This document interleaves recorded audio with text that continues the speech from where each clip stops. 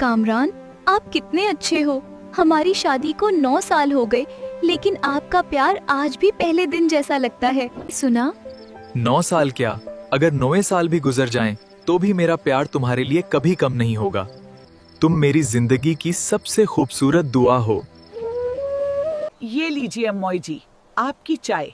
पता नहीं ये कब औलाद पैदा करेगी या मेरे बेटे को ऐसे ही पागल बनाती रहेगी। अम्मी जी, आप हमेशा सना को क्यों सुनाती रहती हैं?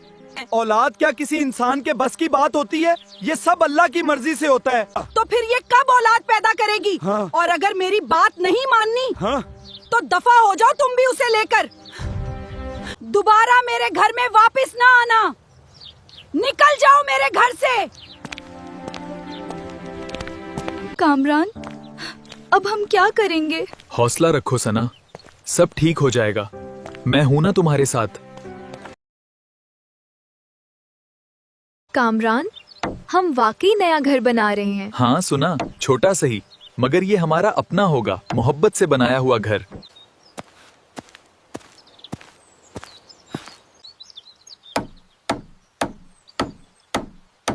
सुना, अल्लाह का शुक्र है, हमने अपना घर तो बना लिया। हाँ कामरान, सब कुछ है, बस एक चीज की कमी है, औलाद की।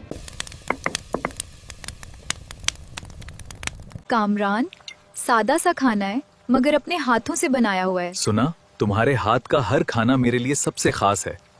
या अल्लाह पाक, हमें भी औलाद जैसी नेमत से नवाज दे। तेरे पास तो सब कुछ है, तू हर चीज पर कादिर है। कामरान, ये सब्जियां कब तैयार होंगी? बहुत जल्द मेरी प्यारी बीवी।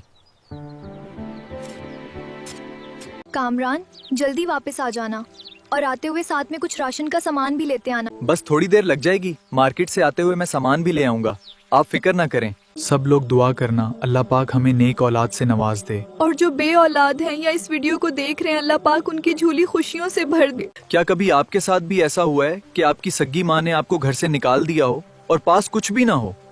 ऐसे में आपने क्या किया?